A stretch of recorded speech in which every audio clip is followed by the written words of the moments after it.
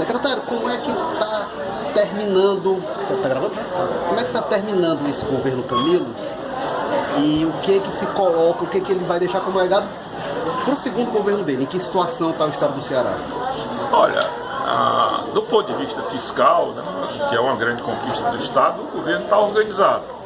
Acho que o governo, se fosse para entregar outro, nós entregaríamos o governo com as contas normalizadas, né, com as obrigações cumpridas e cumprindo o maior plano de investimento do Brasil nas condições atuais.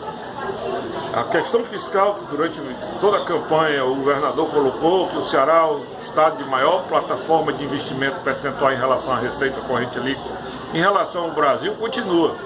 Eu vi muito a sua colega de jornal, o Globo, Miriam Leitão, fazer apologia sobre os estados que, do ponto de vista fiscal, e ela fazia aquilo com uma forma até preconceituosa em relação às colocações do Ciro. E ela fez, inclusive, um artigo dando destaque, colocou o Ceará, que ela não tem como não colocar, porque o Ceará é reconhecido como um estado de boa gestão fiscal. Mas quis realçar o estado do Espírito Santo. Para que você tenha uma ideia, enquanto o estado do Ceará está investindo algo em torno de 12, 13% da receita corrente líquida, o estado do Espírito Santo até agora investiu 2%. Como o estado de São Paulo, que durante também a campanha foi realçado como um estado de uma excelente gestão fiscal, né, também está nesse patamar. O Ceará tem hoje, juntamente com a Bahia, né, o Pará, as melhores taxas de investimento. E que é uma coisa que o secretário Mauro Filho defende muito. Quer dizer, o ajuste fiscal é um meio em si, né, de uma política para adotar o estado de capacidade de investimento, né, que é o que demanda a população, né?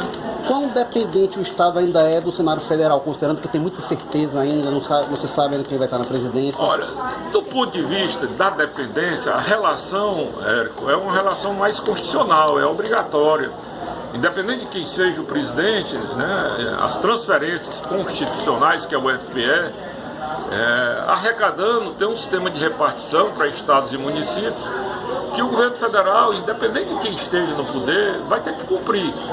O que eu tenho colocado muito, assim, quando faço uma análise, primeiro, é a questão que já vem caindo por uma crise fiscal de uma magnitude realmente impressionante no país, não só na União, em vários estados brasileiros e nos próprios municípios, né? O que eu tenho sempre feito uma ressalva é que aquela dependência de transferências voluntárias, que são transferências negociadas pela bancada através de emendas, ou transferências negociadas com os próprios governos, tanto federal como os estaduais ou municipais, essas transferências vêm caindo já há alguns anos, por conta do esgotamento fiscal federal. A quantidade de recursos transferidos para obras, voluntariamente, vem diminuindo no Brasil inteiro. O Ceará não é um privilegiado. E aí, daí a gente vê um retardo em algumas obras que poderiam estar se entregando de forma dentro dos prazos, atrasando prazos, né? Por exemplo, aí no Ceará, nós temos aí uma transnordestina, sem uma equação de continuidade, nós temos aí alguns açudes com andamento lento, né? Como o caso do açude Fronteiras, que anda a passos bem menos largos, né? A própria obra que tem tido uma priorização do governo federal do cinturão das águas, junto com a transposição, que há um compromisso de que parece que agora em novembro essas obras vão estar em condições de o Ceará receber água do São Francisco, né?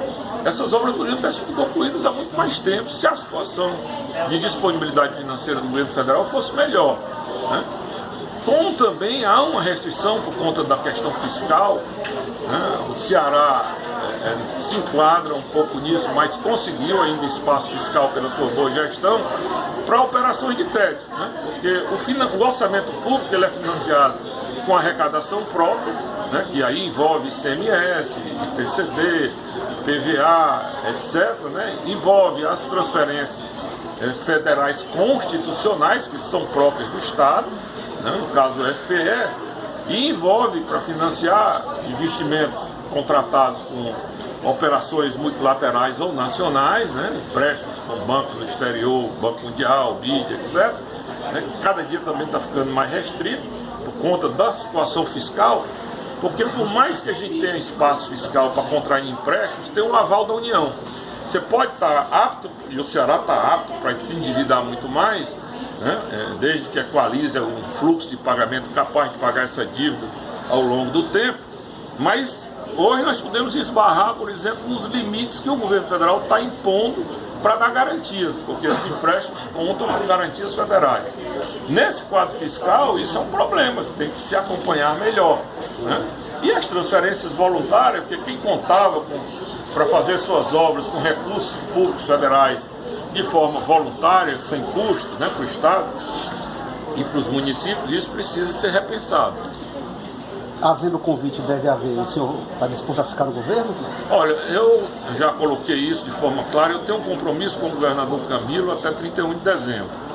Eu não tenho me manifestado nisso, até coloquei para vocês mesmo aqui. Primeiro que me consultaram muito durante o processo eleitoral. O governador nem eleito ainda estava. Agora o processo eleitoral passou, mas agora a gente tem que dar a ele o tempo para ele avaliar suas equipes, os perfis dessas pessoas, porque ele quer compor o governo. Uma coisa eu garanto a vocês, eu vou ajudar o governo Camilo a terminar esse ano, com toda certeza. O compromisso que celebrei com ele, eu mantive, mesmo que tivesse isso um custo para mim, né? Teve um custo político, sem a menor dúvida, porque tive que fazer a opção de me pedir licença do PSDB para servir o governador Camilo, e que muitas vezes a gente tem que aguentar esses traços da política, que é uma coisa que está tão em voga hoje na discussão da sociedade, e mesmo no PSDB do passado, que eu servi com muita dedicação, né, que era a questão da meritocracia. Está na hora das pessoas não se amesquinharem tanto de quadros bons do Ceará, independente da cor partidária, depois de um processo eleitoral, possa servir ao Estado. Foi o meu caso. Eu fui servir ao Estado do Ceará, o governador de plantão era o Camilo. Mas foi uma solicitação que, para mim, pesou muito ajudar o Estado, que me honrou com esse convite. Uma coisa que o Tasso sempre me dizia: ponha sempre o Ceará em primeiro lugar e se sinta honrado sempre que um convite dessa natureza for feito a você. É uma honra para qualquer servidor servir seu Estado. Foi assim que eu me coloquei e assim que eu tomei a decisão. Agora, o futuro eu tenho que avaliar muito, porque eu já estava vivendo, não diria uma aposentadoria precoce da vida pública, sim, quando eu fui chamado para vir ao governo. A gente tem família, né? A gente se afasta muito em governo da família. Eu tenho negócios, né? Eu abri mão também de alguns trabalhos que eu vinha fazendo, tanto no Grupo Dias Branco como no Grupo Apivida, que são hoje as duas maiores empresas do Ceará, como conselheiro do Conselho de Administração. Eu tenho que avaliar tudo isso num segundo convite do governador. Agora, uma coisa fica certa: eu tenho pelo Camilo o maior dos respeitos, torço por ele para fazer um grande governo. Acho que o Ceará vive nesse momento um momento assim de uma inflexão na sua história, né? Talvez a terceira, né? Porque teve a primeira onda de desenvolvimento do Ceará, que foi liderada pelo governador Vigílio Távora. Teve esse ciclo virtuoso que chega num nível já de fadiga, que a gente pode colocar como liderado pelo governador Tasso Gereissati, hoje senador da República. E essa terceira onda que se projeta com esses hubs, com essas condições criadas pela educação, a melhoria do capital humano, para que o Ceará dê um salto muito grande na sua economia. Acho que nós estamos criando umas condições com uma grande virada para o Estado do Ceará, entendeu, Érico?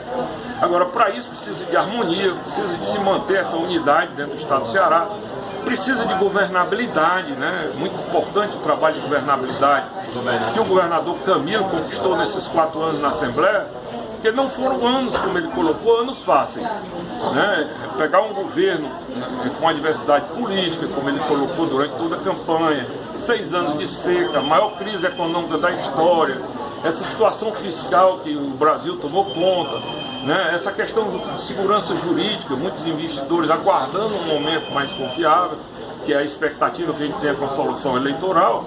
E tem anos aí que a gente não sabe como essa economia vai responder.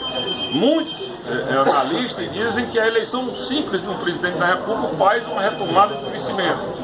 A gente sabe que tem um dever de casa, e sabe que esse dever de casa não será um dever de casa de colírios bons nos olhos. Tá certo, obrigado.